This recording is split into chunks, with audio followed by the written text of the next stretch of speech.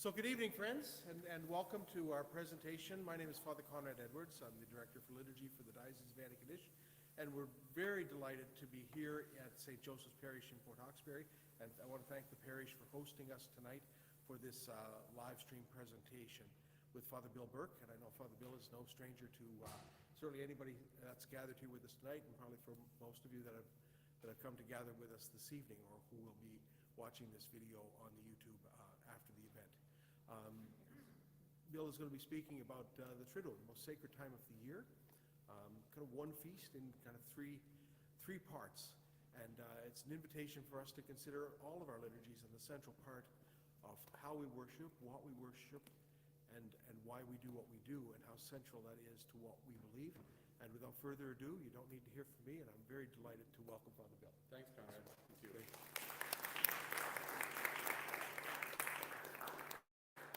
You can let me know if there's any problem with this technical? Okay. I'm going to start this off. I want to read something from a book written by a good friend of mine, Father Paul Turner. And it's a scholarly book, so it's not the type of thing you'd sit down with a coffee in the evening and read, because he goes through all that. But anyway, he was writing this book when his mother was actively dying. He finished it. And while she was in hospice dying, this is the preface that he wrote for his book. The title, let's get the right here. Time disappears when someone we love is dying. Day cedes to night without much notice. Activities we have promised to do, we discard instead, like the sweater we doff on a slowly warming afternoon. Routines we never break cease. Something else has taken over our attention, is sitting in our brain, has bound our legs and lowered our head. Nothing else is important, but this person who gave meaning to our life and whose threatened passing wicks away the confidence that hitherto steadied our days. Yet, no death completely surprises, and each death bestows a deeper understanding of the meaning of life. Holy Week invites the entire Church into the emotional experience of loss, fear, and redemption. We remember the one who died for us. We accompany his waning days, attentive to his final words and actions, discovering anew our love for what is lost and the joy of one who returns. The liturgies of Holy Week are not reenactments of the passion and resurrection of Christ. Rather, they are means by which the faithful enter these mysteries.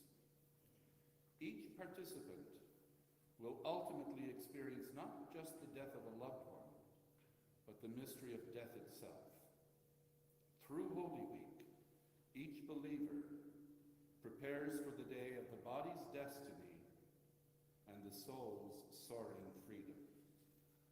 That's probably one of the most eloquent things I've ever read about the death of someone we love, and talking about the body's destiny, death, and the soul's soaring freedom, eternal life.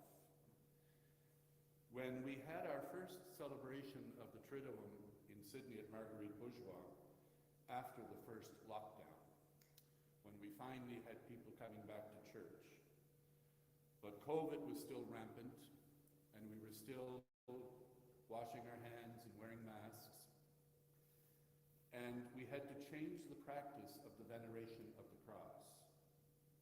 We were not allowed to kiss the cross. A lot of people were upset by that. They felt that we were changing a very ancient tradition, and we were, but for good reason. And we actually had to ask them not to touch the cross at all, because we would have had been constantly disinfecting it. We asked them to come up and simply bow in front of the cross. It was one of the most profound experiences I've had, because for many centuries now, we, the disciples of Jesus Christ, We have enacted these solemn rituals of Holy Week for centuries, and we're not celebrating anniversaries. We're celebrating something that's going on here and now. For 45 years now as a priest, I've had the privileged position of watching people come up to the cross during the adoration on Good Friday. Some people thought that day when we asked them to bow instead of to touch and kiss, they thought it was irreverent. I have never seen anyone approach that cross with irreverence. I have never seen anyone come up in a perfunctory manner just to get it over with. From the privileged seat that I have, I see the faces of those coming forward. For some, I know them. It's the first Good Friday since the death of a loved one. It has special significance for them. For others, I'll know a person who's coming up who within the last 3 weeks was given the news of the diagnosis of terminal cancer. Every circumstance is coming to that cross, and in bowing, they hand their lives over to this one who died and rose for us. It's not the celebration of a past event of an anniversary.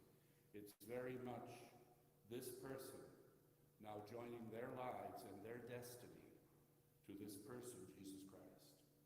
For those coming up, they're not reenacting an anniversary, an event, as I said. They are not. They are connecting in a very deep way, a very emotional way, with this person, this God-man, who is one of us, and yet is God. So we are not reflecting here on this mystery. We're not reflecting on it. When we celebrate the Triduum, we enter the mystery. We become part of it. In a very real way, we are touched by it. We are being drawn into the mystery of Christ. We are becoming more a part of it. So in these rituals, we realize in a very profound way that we are part of a much, much, much bigger story than the events of our personal lives. We belong to something grand. Our lives, we belong to something richer and eternal. And every time we celebrate liturgy, but particularly every time we celebrate the Triduum, our faith is renewed and enlivened, and we are changed. Bill, we are truly changed. do you think you could move your microphone up closer to your mouth? Because folks Right. are having a hard job kind of hearing it online there. Do you want to bring the other mic back, and I'll say it'll be easier. I find it hard to stay still, but I will. Let's do it this way, Conrad. Okay. Sorry about that. No problem. Let's go with that. Yeah, and I'll pull in closer to it. Great, thank you. So we're obviously dealing here with such a profound mystery.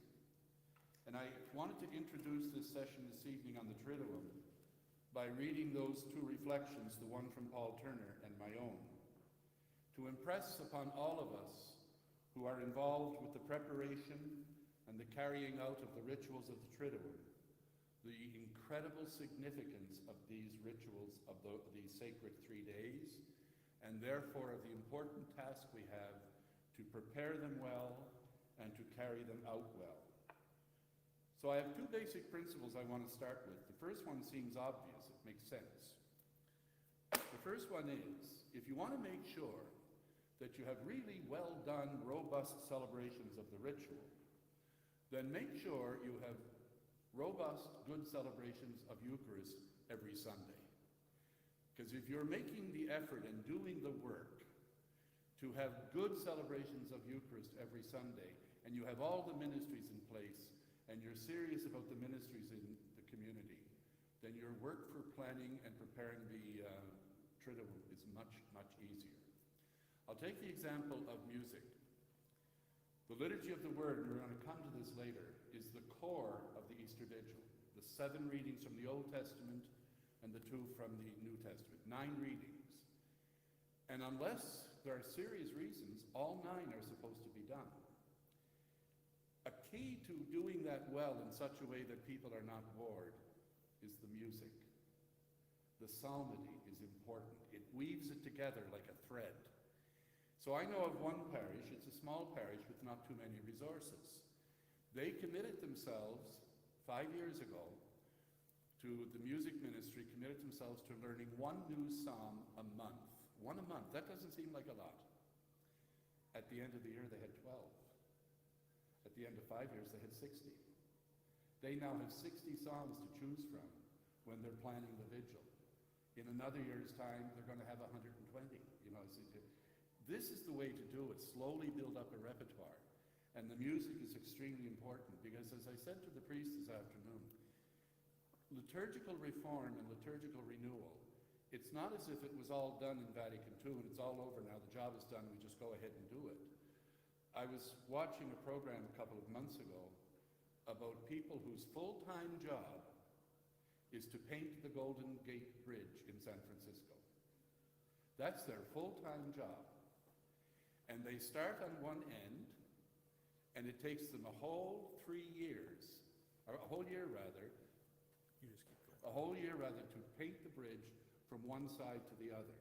And guess what they have to do when they get to the other side? Start all over again. Because otherwise the bridge rusts. Well, it's like that with liturgical, you can have someone trained and formed as a lector in 2010. Well, this is 2023. It's time for a workshop to help them sharpen their skills. And with COVID in the last number of years, this business of having workshops for lectors, Eucharistic ministers, servers, and choirs has really gone downhill because of the difficulty of getting together. We have to recover that because we have such an important service to provide for the community.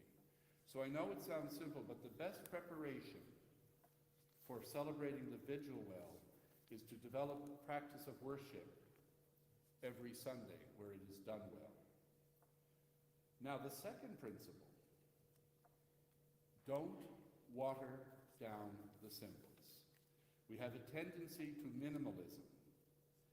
So don't water down the symbols. Now, I'm going to give you an example of that. In my last year in the seminary, I was a deacon. And I was scheduled to be the deacon at the vigil at the seminary at 11 o'clock that night. Then I got a call early in Holy Week. There was a parish in Gatineau, huge church about the size of St. Teresa's in Sydney. Their deacon had come down with the flu. So their vigil was at 7. At the seminary, it was at 11. They asked if I would go out to that parish to sing the Exultet and function as the deacon. So I said, sure, I'll do that. I'd never been to that parish before, got there at about 5:30, the vigil was starting at 6. The pastor, thank God, you'll understand in a minute why, the pastor was a smoker. So we go down to the porch of the church. There was no fire outside, although it was a lovely warm evening in Ottawa. And here was the Easter fire being prepared. 4 tongue depressors, popsicle sticks. 4 tongue depressors cracked in 2, laid on top 3 sheets of paper towel in a Pyrex pie plate. So the pastor takes out his Bic lighter, lights the fire in the pie plate. Before he could end the prayer and light the candle, the fire was all burned out. It was gone. So guess how he lit the Paschal candle? The Bic lighter. But speaking of the candle, it was about 7 or 8 years of age, the candle. It was an old one. It was about 8 inches high. But when you put it in the stand, the cup was 4 inches deep. So all you saw of this Easter candle was 4 inches of wax. That was it. So imagine how I felt singing the Exultet and singing to the praise of this Easter candle, a pillar of fire that glows through the darkness of the night. There was no glowing out of that thing. That's what I talk about of watering down our symbolic language. Liturgy's impact depends completely on robust, powerful symbolic language. Some people think this word symbol means, oh, it just points to the real. It's not real. Not so in liturgy. In liturgy, symbolic language makes the mystery real and present. We use music, silence, gestures such as processions, things like bread, water, oil, and we use song, we use words, we use all of these things together like a dance. And as we perform these rituals using all these elements, they come together to create a symbolic event. And it makes the mystery present and real. Just before Christmas, there's a reading in the Office of Readings by Pope Leo the Great. And in that reading, Pope Leo says, do you think that the people who lived at the time of Christ and they saw him perform the miracles and they heard him preach, do you think they had an advantage over us coming to believe that he was the Son of God? And Leo said, no. Many of them didn't believe even though they saw all that. We are not at any disadvantage these centuries later, because everything that Jesus did while he was present in the flesh on this earth has now passed over into the church and her liturgy. That's what he said. It has passed over into the church and her liturgy. And I want to give you a very real example of that that has stayed with me for 46 years. My first year as a priest at St. Anthony's in Glace Bay.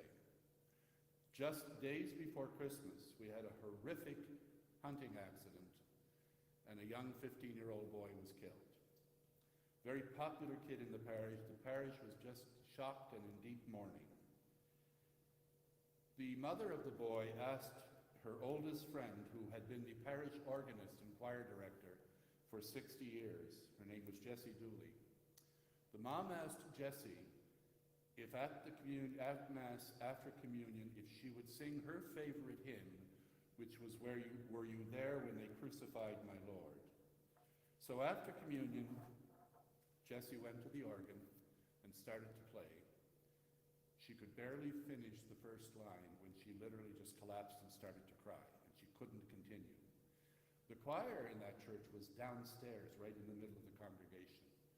When Jessie couldn't continue, the choir stood up and they picked up the verse where Jessie had left off.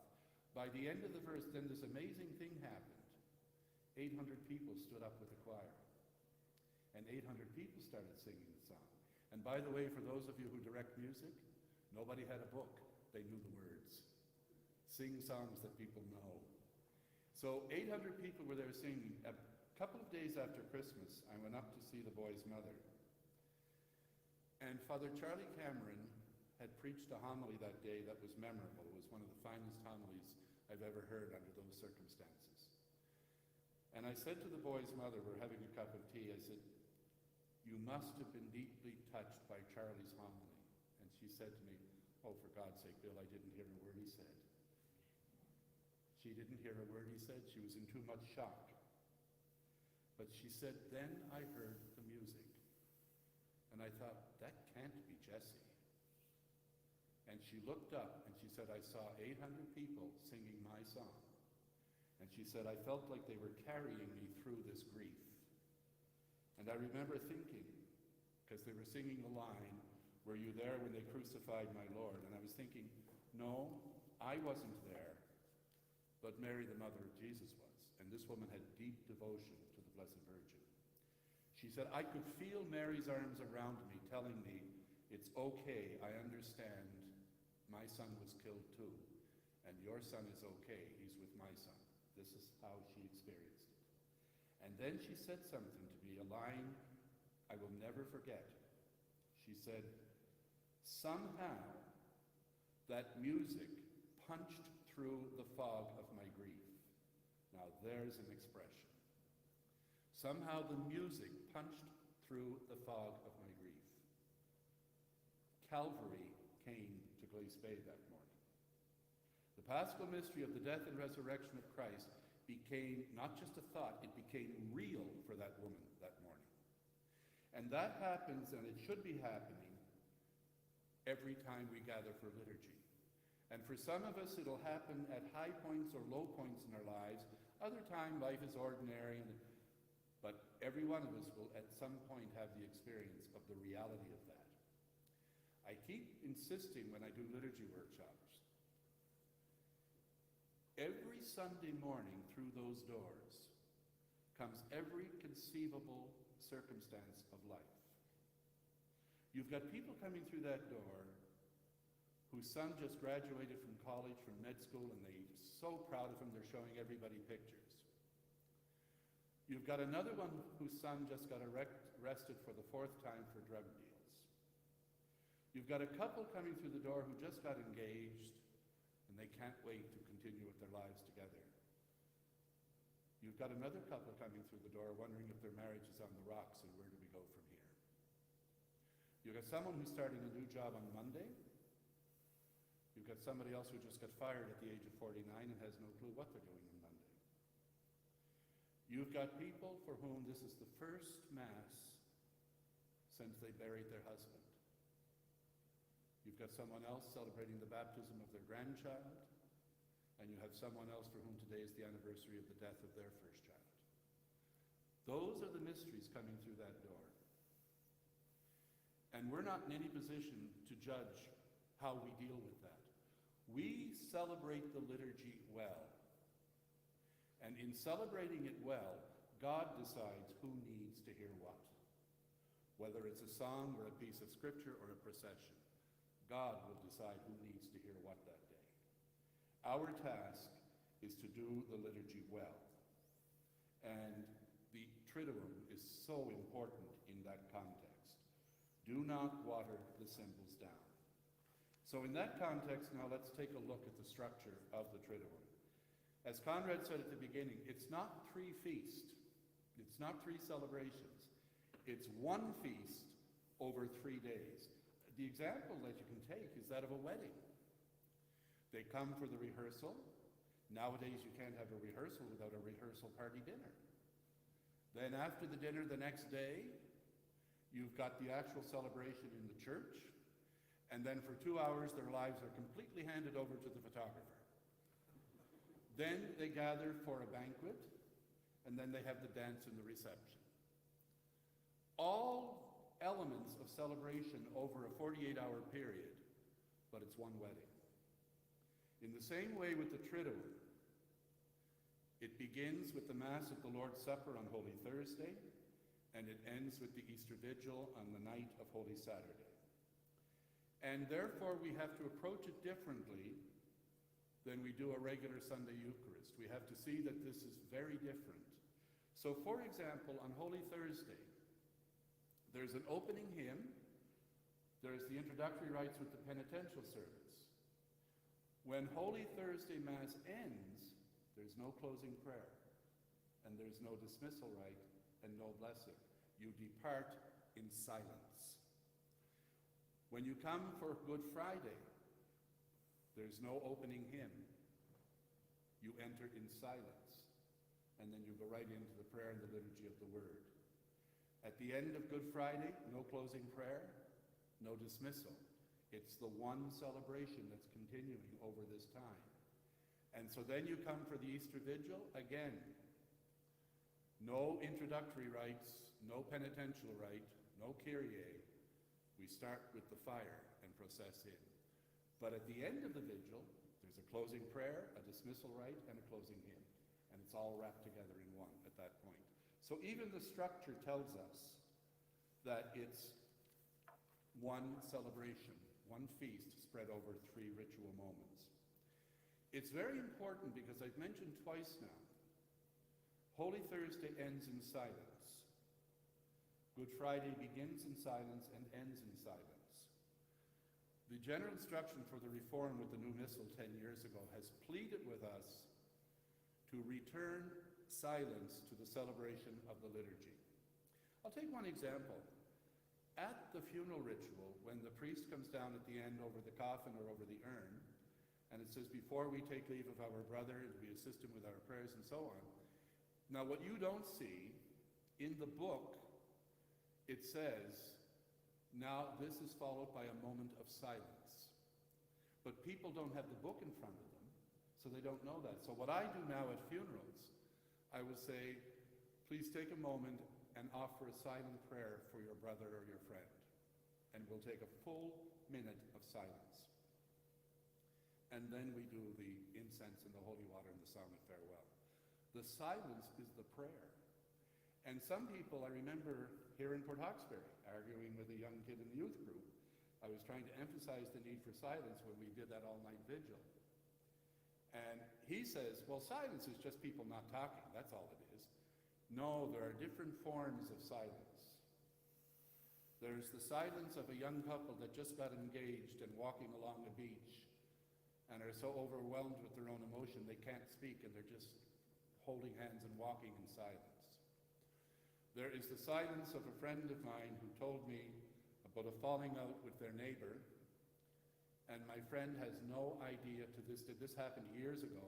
To this day, my friend has no idea of what happened, and they had a very close relationship. My friend tried everything in the book to reconcile. This person will not talk to her, will do nothing. She describes one day going to a filling had fallen out, and she was in a great deal of pain. Called the dentist, who took her in on an emergency call. When she got to the dentist office, the only other patient in the room was the friend who hadn't talked to her for 11 years. And I'll never forget her comments. She said, "The pain in my tooth was nothing compared to the painful silence that was there." There was an awkward silence, a difficult one. And again, for me, one of the most profound experiences of silence was when my mother died. And we were all in the room. The youngest person in the room was 2, and the oldest was her older sister, 89. And when she was passing, there was silence around the room. And when it actually happened, the nurse looked up and said, "She's gone." And there was total silence in the room. My niece Janine, after the funeral, was up at the house, and she said, "You know, Uncle Billy, I've known you people all my life, and I feel really close to all of you. I never felt as close as I did when Nanny died and we were all so quiet in that room." Silence communicates. It's not just the absence of speech. There's different types of silence, and it communicates. The 2-minute of silence on November the 11th is probably, for most of us, our most profound experience. Now, I have to tell you this about my niece Janine. Today we have so many people who are cut off from our liturgical tradition. They don't know our symbols and our traditions. So you'll see roadside signs with flowers and teddy bears and crosses, and people who are not familiar anymore with what we do with funerals. So they'll put those shrines up because something reminds them of something they saw as a kid or they saw on television. So many people today are not familiar, and you'll get this at weddings and funerals particularly. They don't know when to stand, sit, sign the cross. They're lost. As someone once said, they're as lost as a Jesuit in Holy Week. They don't know what to do or what. And so my niece, when at that time, Sheldon Chant was the undertaker, and he had developed this crazy custom, because the wakes in Manadoo were held in the church, right by the baptismal font. Beautiful spot. You remember that, Conrad. Perfect location. And he would come up 10 minutes before the funeral starts. He'd come up to me and he said, "Father Bill, would you please take your family downstairs to the hall?" And I said, "Why?" Well, he said, "We're going to close the coffin now, and that's such a sad time that we don't like the family to be there." And I said, "Back off, buddy. We're going to be here. We're going to close this coffin with prayer." And, okay. So my family's gathered around. And I said, "This is the woman who first taught us to pray." And her favorite prayer was what we call the Memorare, remember, almost great, Hail Holy Queen. Hail Holy Queen, Mother of Mercy. That was her favorite prayer. So I said, let's send Mom home to God with her favorite prayer. And we recited that prayer. The only people saying the prayer were people over 50. Nobody knew it under the age of 50. But this is what's funny. At the house afterwards, my niece Janine came up to me and said, "Oh my God, Uncle Billy, I loved that prayer. It said everything that was in my heart. Did you write that?" And I said, "Yeah, one hot day about 1,500 years ago. I had nothing else to do, so I sat down." "Did you write that?" She had never heard that prayer before. Now, this is a problem when we're dealing with Easter Triduum as well. We still get crowds of people on Good Friday. But we have to understand that many of them are no longer familiar with our liturgical traditions and customs. Therefore, do it well. Do it well so that they too are made to feel welcome. Give instructions about please stand for the gospel. Make it hospitable for them, because many of them are simply not comfortable, but somehow they know that on this special day, they should be here in this church with this community. So on Good Friday, the main thing is we gather for the Eucharist. And what's interesting is in the rubric in the Missal, it states what some people don't realize. It states clearly that on Holy Thursday, no priest is permitted to celebrate a private Mass without people present. Because in the Roman Catholic tradition, if nobody's around, a priest can still celebrate a Mass all by himself. And there's all kinds of theological bending over backwards to explain that. Personally, I think it's wrong. Eucharist requires an assembly of people, in my opinion. And in the Ukrainian tradition, in the Ukrainian parish in Sydney, Roman would never consider doing that. It's against Ukrainian canon law to have Eucharist without people present. So on this day, it says no priest is permitted to celebrate Mass without people in attendance. But then it says this: on this day, people should receive communion from the bread that was consecrated at that Mass. Not that was consecrated 2 weeks ago and it's in the tabernacle. The rubric states that before Mass starts, the tabernacle is to be emptied, the Blessed Sacrament is to be put into a ciborium and taken to a safe and reverent place, locked perhaps in the sacristy, but the tabernacle is to be emptied and the door of the tabernacle left open. And there's a very simple explanation. There was no tabernacle at the Last Supper. We should be giving, and what's interesting with the rubric, and it says this in the general instruction of the Roman Missal, people should be given communion from bread consecrated at that Mass, which priests are obliged to do. When I'm celebrating Mass any time of the year, I am not allowed to take communion from a host brought from the tabernacle. I have to consume the host that was consecrated at that Mass. The host in the tabernacle are for communion to the sick. So this is interesting that on Holy Thursday, we've maintained the oldest tradition of feeding people the body of Christ from elements that were consecrated at that Mass. When it comes to the Gloria, ring the bells. It's an old tradition that says we are now entering into this sacred time. And not just one bell, get a number of bells and ring the bell outside, not just in the church. And let the community know that we're entering into a sacred time here. So ring the bells all through the Gloria, not just at the beginning, all through. I was laughing with Father Charlie Cameron today because he was the first priest I was with when I was ordained. Holy Thursday wasn't bad. We'd ring the bells at 7:30 at St. Anthony's in number 11. But we had a late night vigil. And by the time the Gloria came around after all the readings, it was about midnight, and we rang the huge bell in the belfry of St. Anthony's. And we got so many complaints from the miners who had just come home from back shift, and we woke them all up. So the following year, we rang the bells in the church, but not outside. So you've got to know your community. But it says, organ and musical instruments are to be remain silent until Easter, except to support the song of the assembly. So where an organ or a guitar is needed to support the singing, you use it. But you don't have organ preludes and you don't have nice organ pieces in between. You keep it very simple and stark. The washing of the feet. It's an optional rite. You don't have to do it, but it should be done.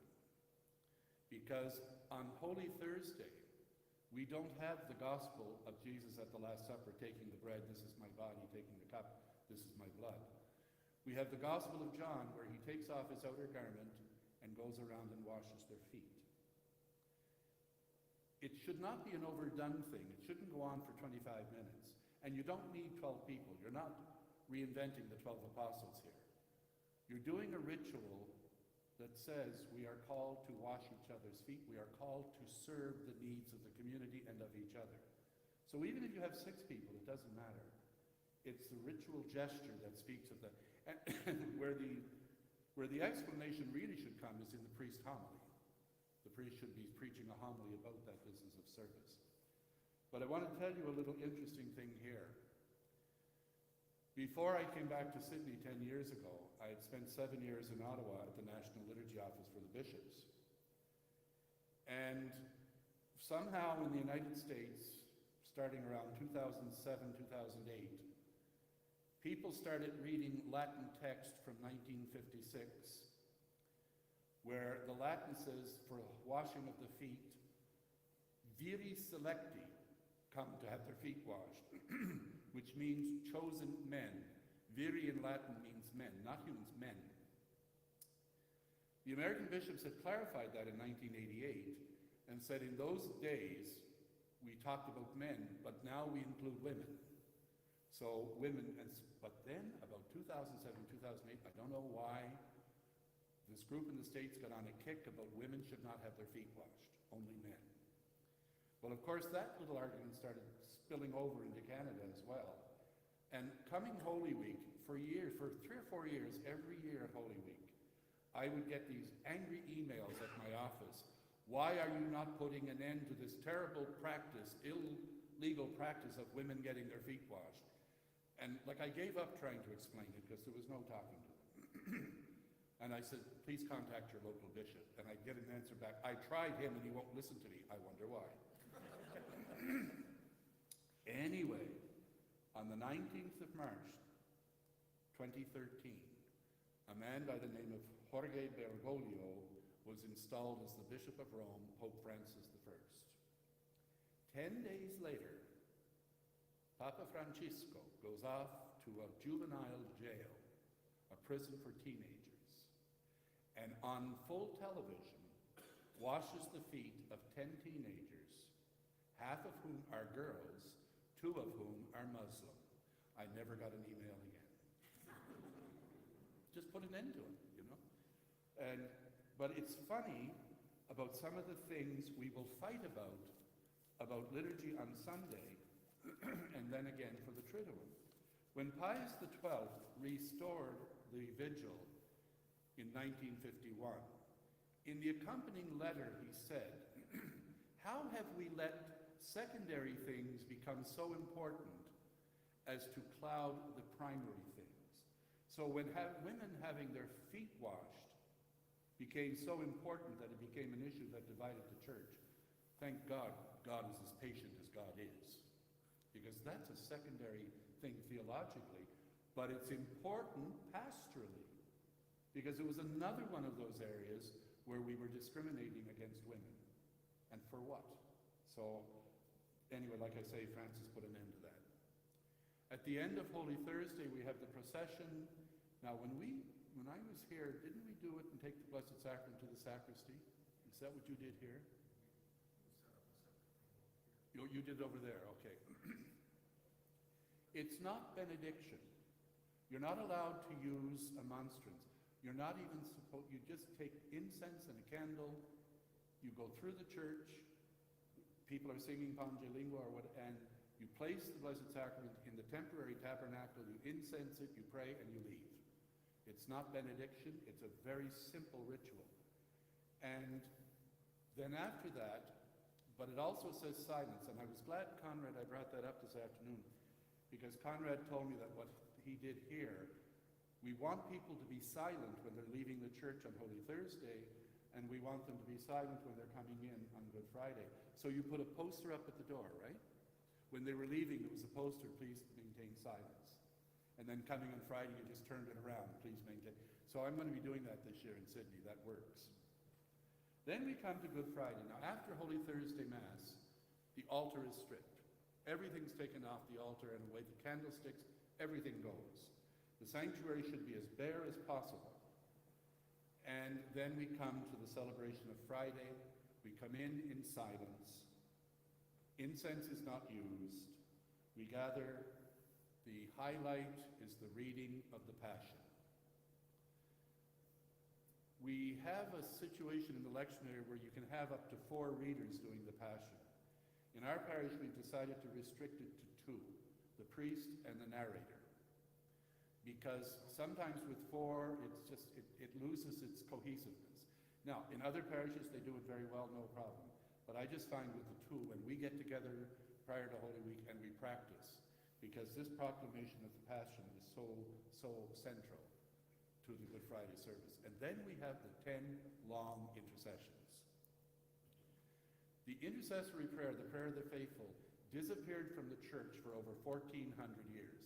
It was always part of the Eucharist in the early church. It disappeared about 1,400 years ago. Paul VI restored it to Sunday Mass regularly. Now you don't think of a Sunday Mass without prayer of the faithful. It's back. It never left Good Friday. Those long prayers of intercession were always part of the Good Friday service. And you see the structure. It's in two parts. The lector, the lector will introduce it. Let us pray for the Church of God, for our Pope Francis, and so on. A moment of silence, keep the silence, and then the priest will conclude it, or the deacon, with the prayer itself. Preferably chanted or sung, but that depends on whether the priest and deacon can sing. There is nothing worse than listening to someone trying to sing who can't. So if they can't, tell them to read it. And it goes on, but they're beautiful prayers. And those prayers are centuries old and should be respected.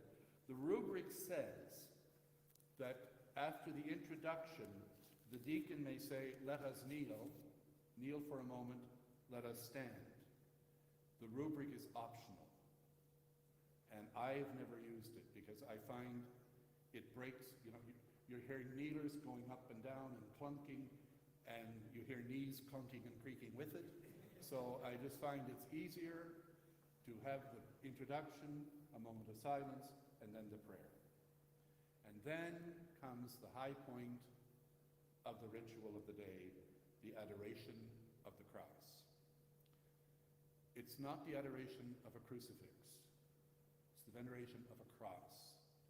And the new rite says the cross, not a crucifix. And it should be a large cross that draws people's attention. When Pope John Paul II came to Halifax in 1984, it was the Feast of the Exaltation of the Holy Cross, and he preached a marvelous homily, and beside him was this huge 12-foot cross, and he kept saying, whatever you are going through in life, look to the cross. Well, that's what we're doing on Good Friday, look to the cross.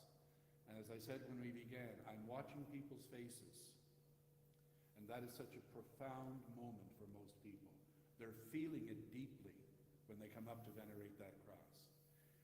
And everybody, there are people unfortunately still in our assemblies who do not feel worthy to come to communion. I wish we could change that. Because St. Augustine said it so well, communion is medicine for the sinner, it's not a reward for the saint. But we still have people not feeling worthy to come to communion. Everybody comes to the cross. And I find that so powerful. A simple music accompaniment with it, and then the cross is placed in the sanctuary with a candle on each side, and it's to stay there after the Good Friday service for people who want to drop in later on Good Friday or on Holy Saturday for private prayer and just look at the cross. Then comes the communion rite, and this is where the priest or the deacon puts on a humeral veil, goes to wherever the Blessed Sacrament is, brings it to the altar, places it on the altar, and communion is given. When it's over, the Blessed Sacrament is returned to the tabernacle, people depart in silence. The other thing that should be part of the Easter Triduum is Holy Saturday should be a day of quiet, prayerful reflection, and it's also a day of fasting. Even if you didn't fast at all through Lent, fast on Good Friday and Holy Saturday. It's part of that whole tradition that's one of the oldest fasts in the Catholic tradition. Now, we're coming to the end, but you've been sitting long enough. Let's take a 10-minute break. Want to turn that on or off? I think we'll leave it on. Okay. We may try to alter the sound here. Okay, sure.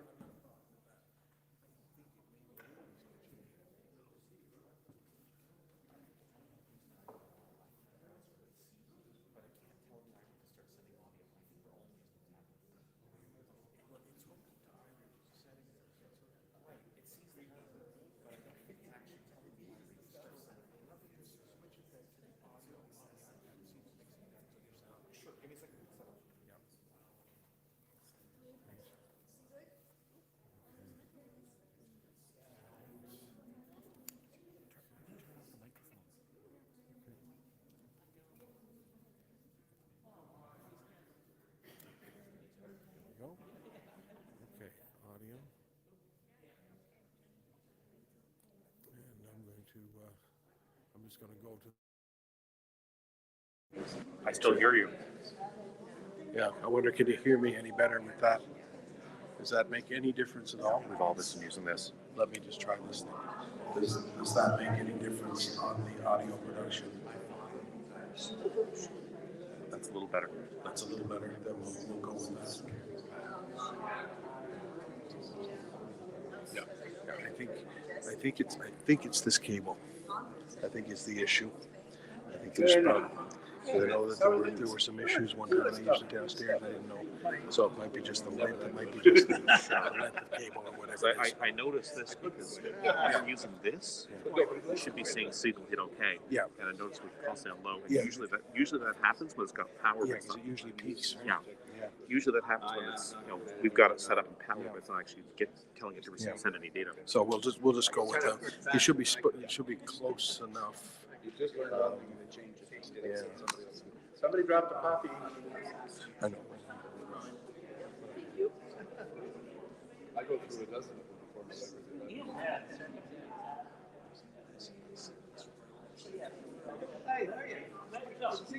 Hi, Kevin. How you doing?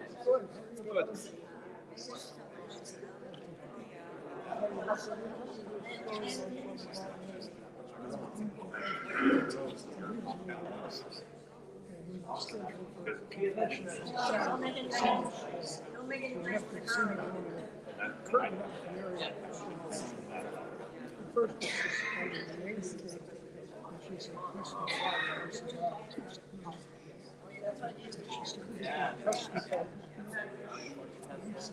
Yes, and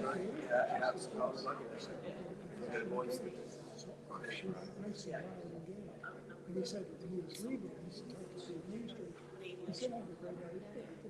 I should be gay. And the administrator said, yeah, that was great. Everybody else in the room.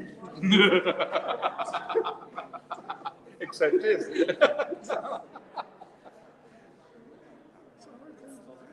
Busy, Kevin. Busy. I've never had so many funerals. It's 4 parishes. So it stands to reason. Oh my gosh, it's a lot. This presentation is excellent. Oh, good. I remember, the years you were here, we used to look forward to it.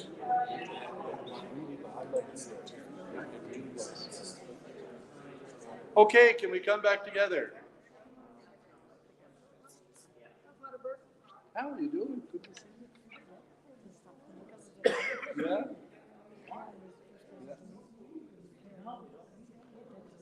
Oh, I know. Do you guys still have the choir? Yes. Good for you.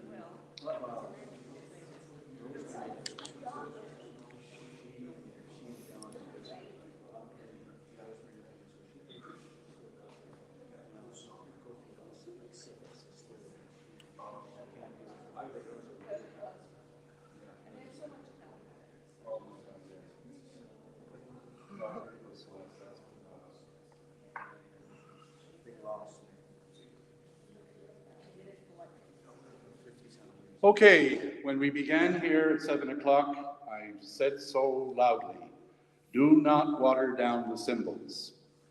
One of the most important symbols, symbolic expressions for the Easter Vigil is the time. The rubric, both in 1951, repeated in 1956, and a letter from Rome reminding us in very strict terms in 1988, that the vigil is a celebration that is to be done totally in the dark. It cannot begin before sunset, and it must end before sunrise on Saturday morning. It cannot be done at 4 in the afternoon. It is not just a glorified Saturday evening Mass like we do every week.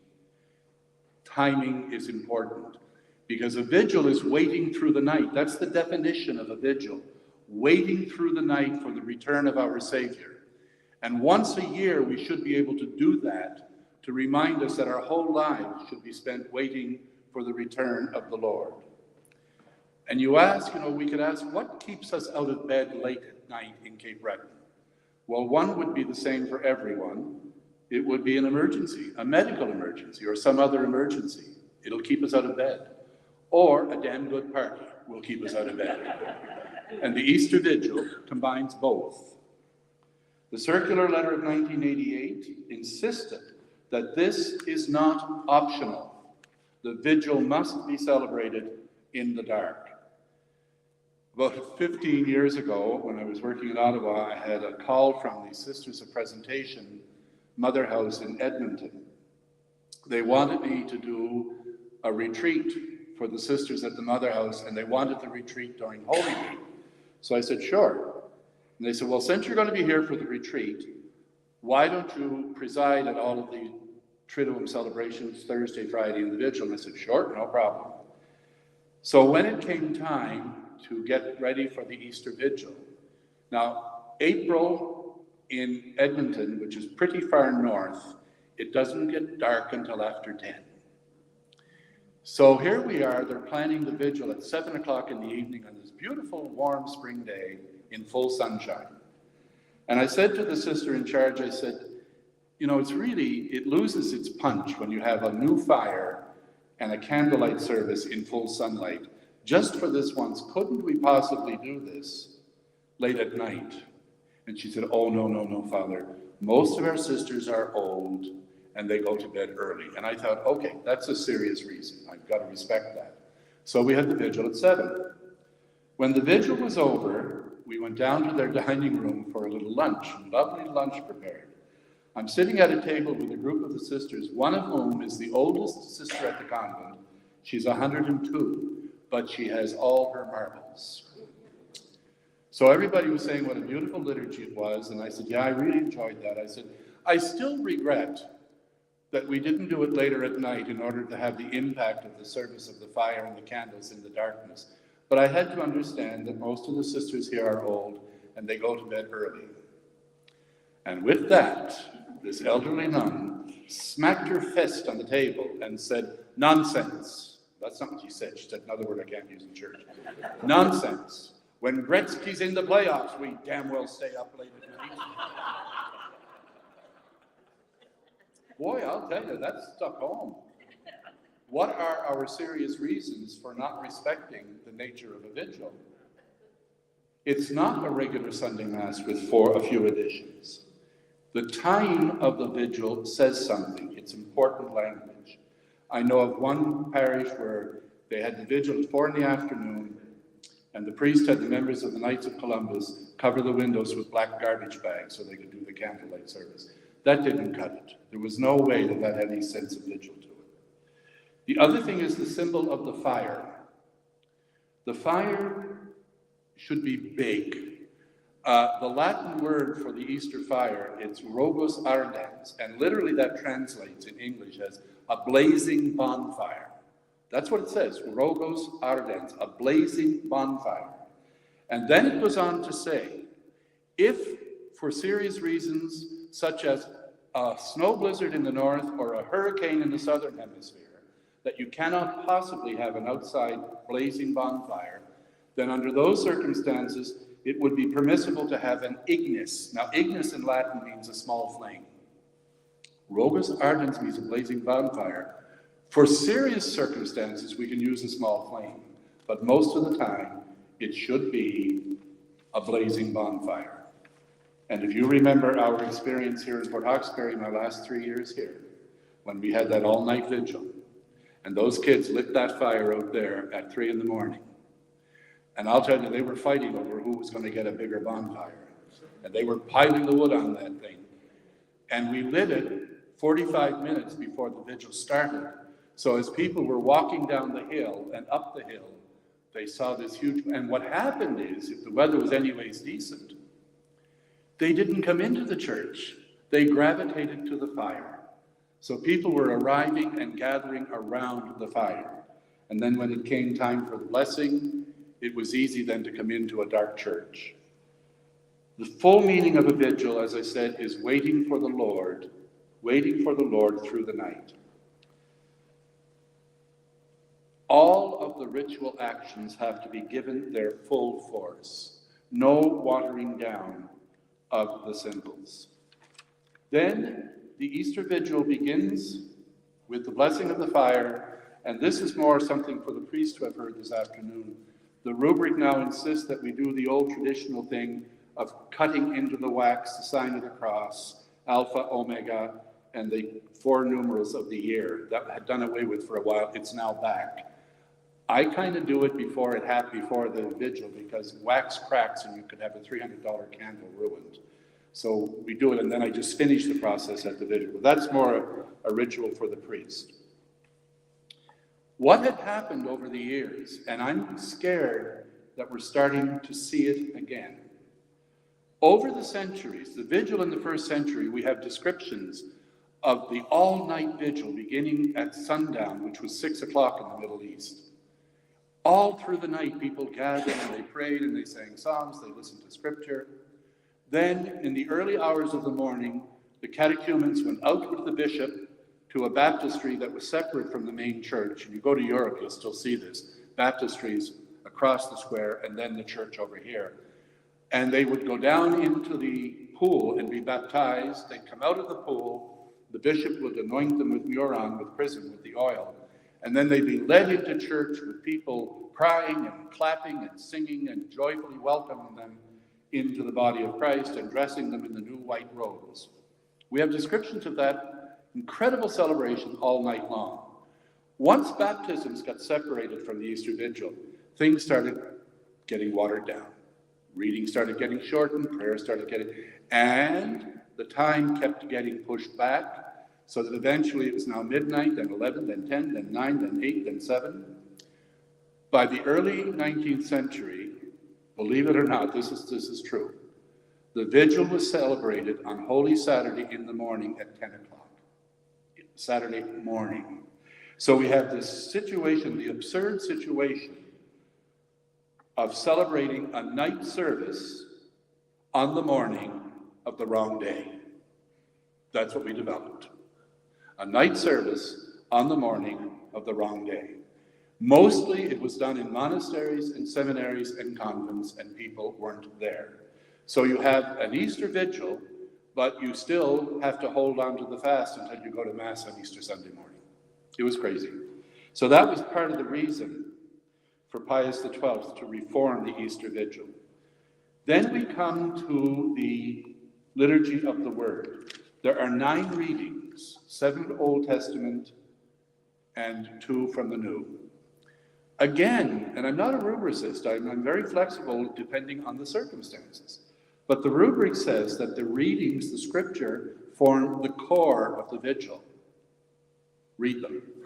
It gives permission. It says for very serious circumstances, very serious considerations, the number of readings may be reduced.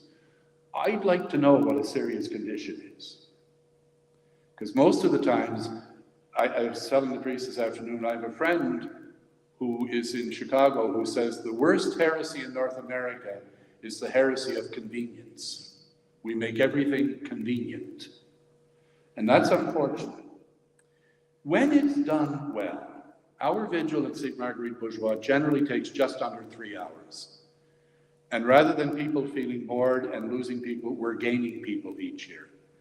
Because my experience is this, not everybody wants to go to the vigil, but there are masses around the Sydney area on Holy Saturday at 6, 7 in the evening, and they're out of there in an hour, and that's fine. People want that, they can go for that. But there should be a vigil, and Conrad and I will provide it this year. There should be a vigil where the people who truly want to celebrate a vigil also have a place to go. And that's all I've been saying. You know, others may do it their way. But we should not lose the vigil, because as it keeps getting pushed back in time, we're going to repeat history and lose it. When we're coming in, there should be no other candles but the Paschal candle. And it leads the way into the church, and the deacon or the priest lights it from the fire, brings it to the door of the church, and at the door of the church, if the deacon is carrying the light, then the priest will light his candle from the Paschal candle. But that's it, just the Paschal candle and the priest. Deacon sings Light of Christ, thanks be to God.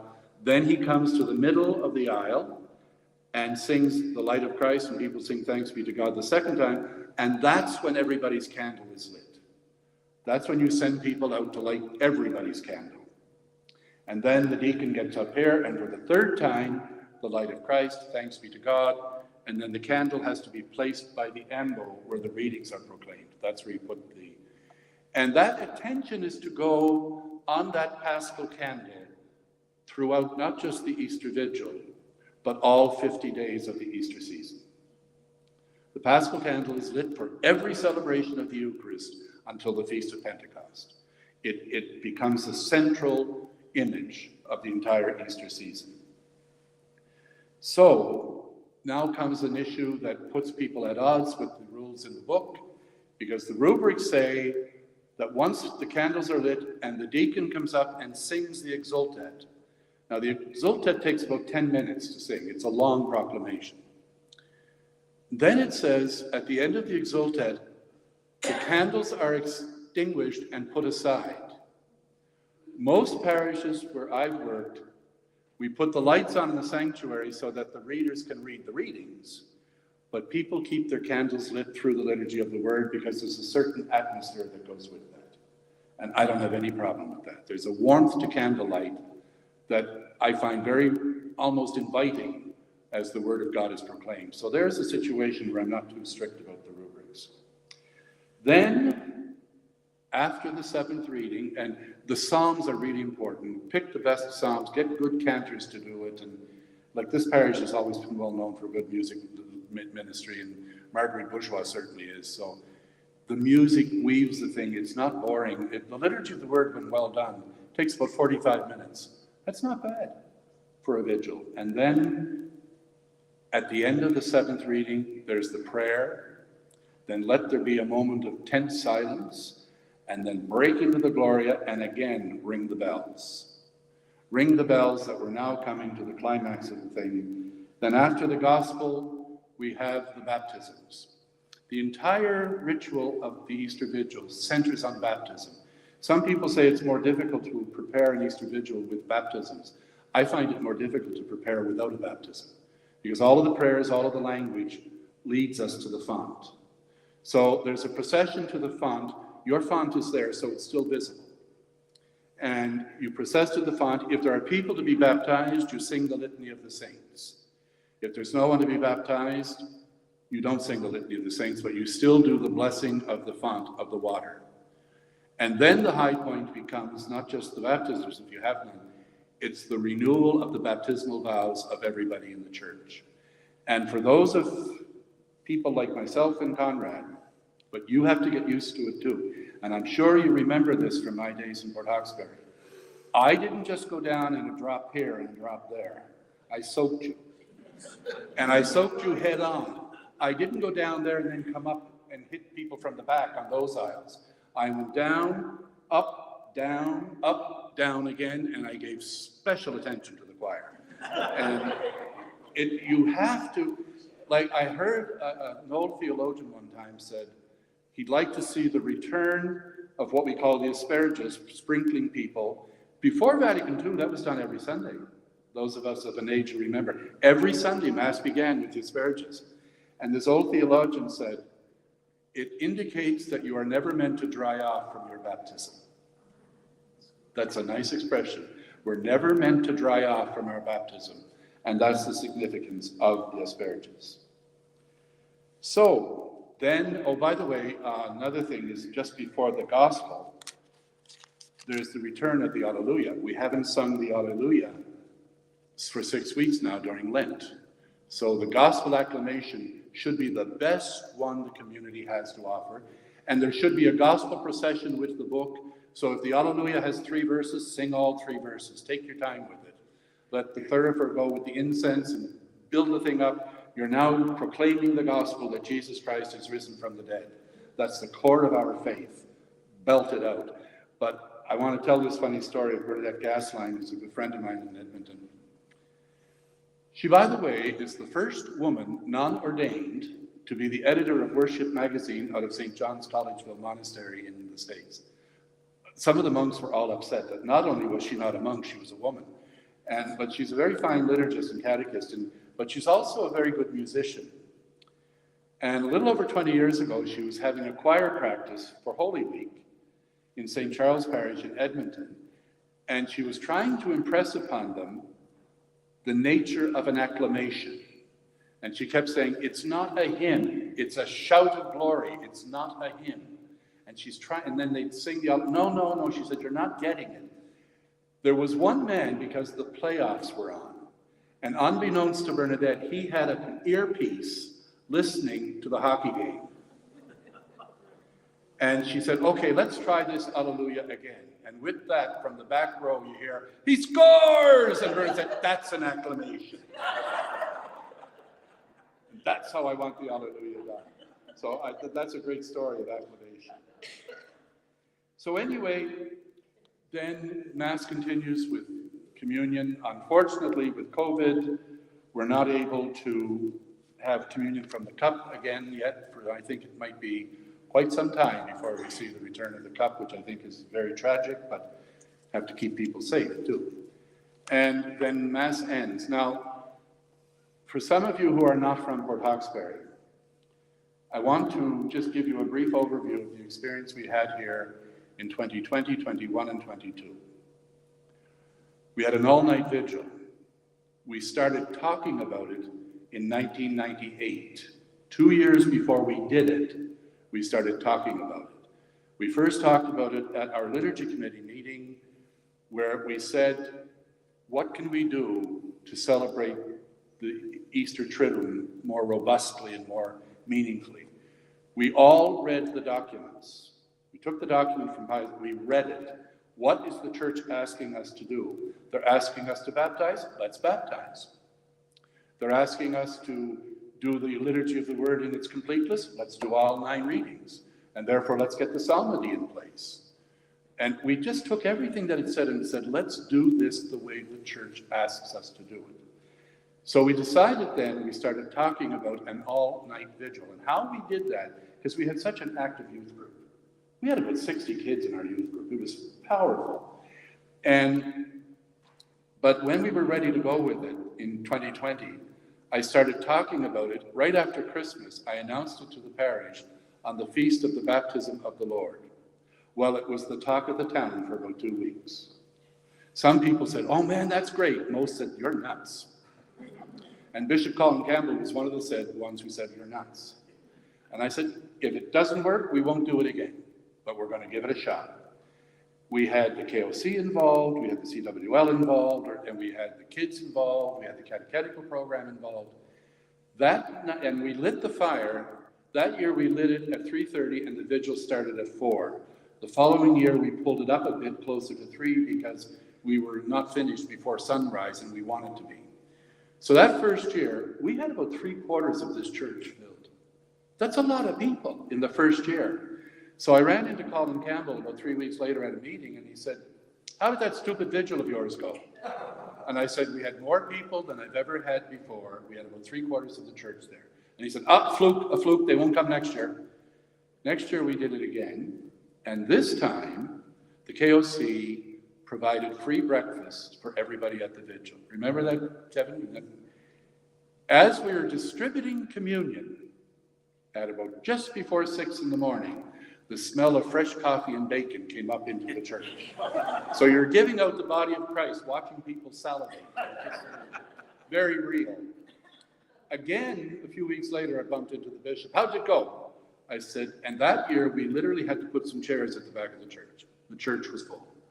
And I told him that. He said, free food. And I said, hey, it worked for Jesus, it'll work for us. Then we did it the following year, not quite as many as the year before, which tells me, and I know that's the year I got transferred, and the first thing Billy did when he came was get rid of the all-night vigil. And I'm not saying that in blame because it was starting to lose its effect at that point. I knew it was a thing that wasn't going to last forever. The choir members were getting older, KOC members were getting older, and the youth group was diminishing.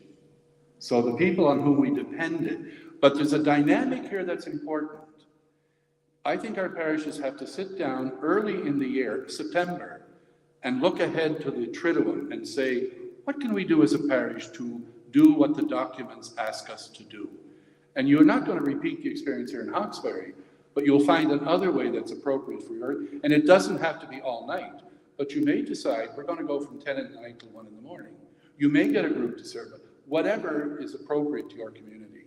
But it's important that we start off with the conviction that this celebration of the Triduum is the heartbeat of our Catholic liturgical year. It's the heartbeat, and what we can do to build it up. And I just want to mention one final thing. The importance of doing things beautifully. One of my professors at Notre Dame used to say, if we truly believe that liturgy is so serious, then we have to take it seriously. But then he added, we should be serious about liturgy, but not neurotic. Mistakes happen.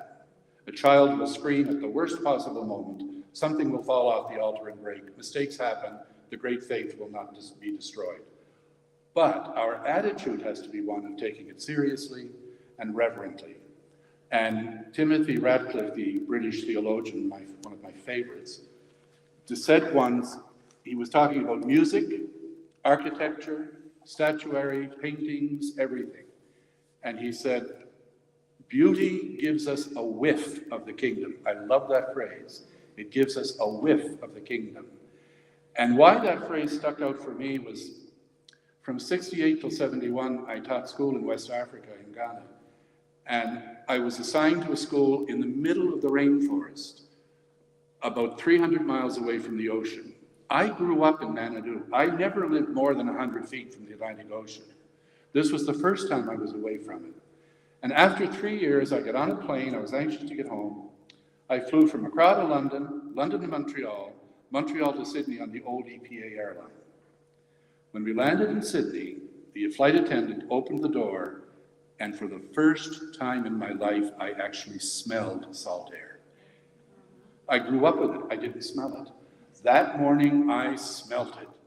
And I turned to the woman sitting next to me and I said, now I know I'm home. So when I read that phrase of Timothy Ratcliffe, beauty gives us a whiff of the kingdom. And Pope Benedict said the same thing in his encyclical Sacramentum Caritatis. He said, when we encounter beauty, we touch the kingdom of heaven, because beauty has its source in God. So our rituals, especially at the Triduum, have to have beautiful music, beautiful ritual actions, beautiful proclamations of the word, a beautiful Easter candle, because it gives us a whiff of the kingdom.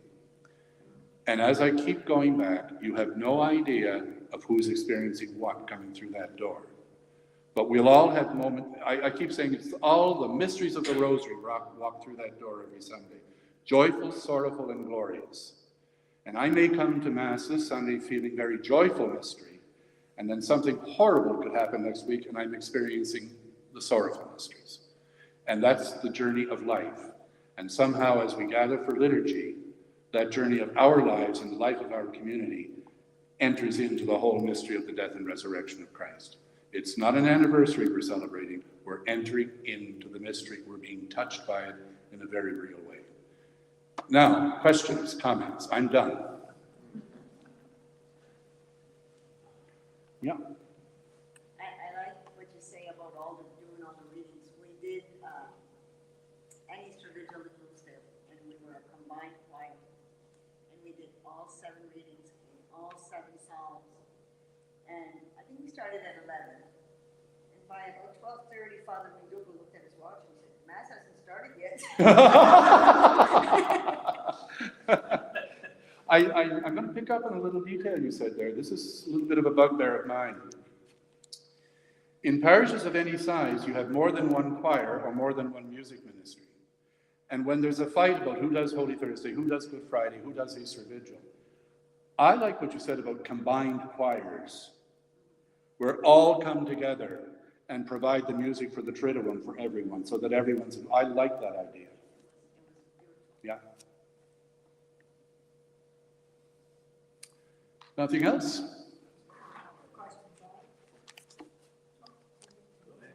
I'm afraid theology disagrees. And by the way, and the other thing about the COVID virus, it was one of the most virulent, infective viruses in the history of humanity. You could catch it from someone 10 feet away. And so it still is. However, what we're saying is, I'm going to use theological terms here, and I can't help it. Transubstantiation means that the wine mysteriously and sacramentally becomes the real blood of Christ. It's called substance and accident, but the physical thing is called, that remains wine that is capable of of carrying germs. And that's the official teaching of the church and always has been. So it's not as if your faith is going to protect. Saint Milan, Conrad? Ambrose? No, Borromeo. When the plague hit in Milan in the 16th century, the middle of the 1500s, and I was getting annoyed with people who said, don't wear masks, none of this business of physical distancing. When the plague hit Milan in the 1500s, Charles Borromeo, the archbishop, refused to let people come to the cathedral for mass because he said people are dying. So what he did was have mass in the public square, and get this, he ordered that people stay 6 feet apart from each other. 400 years ago, you know. So I just felt that these protocols were for the common good. I just felt we had an obligation, especially with our congregations of older people and health issues. I felt we had a serious obligation. And no one was happier with the restoration of the cup than I was. But at this point, we have to be practical. The way the Ukrainians do it is interesting. He has a spoon. He has a piece of bread in the spoon, dips it in the wine, you put your head back, open your mouth, and he literally pours it into your mouth. And the Ukrainians have been doing that for years. So we might have to take something and learn it from our Ukrainian brothers and sisters. Done? Yeah, it's great, Bill. Thank you so much. You're very welcome. Absolutely.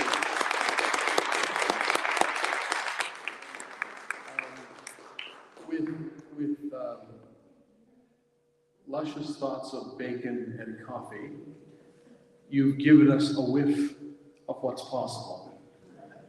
But more than that, more than just that kind of humor, with your own reference to the deep tradition of the church, with the documents, with what we have learned, with our own best practice, what we know deep within our being of what's necessary that keeps us alive. You've managed to connect all of those pieces to say that what we celebrate is really deeply intimate with our entire lives and what we experience. And for that, I think in your own way, you've kind of given us a whiff of the possibility of the kingdom, that we can touch part of that in the way we celebrate. So I'm very grateful that you've agreed to be here tonight and give us this presentation. So many thanks. Very welcome. It's a pleasure to do it. And for those of you that are online, I know that we've had some experience of sound. We're hoping that maybe with some post-production, we may fix the front end of this. So we may over the next few days take a look at that. But thanks for being with us, and thanks for joining. We hope this will be helpful. And this video, of course, will be here. I don't want to say forever. That's a long time, but it'll be there, and hope folks will access it and use it in their parishes. Have a great night. Thank you so much.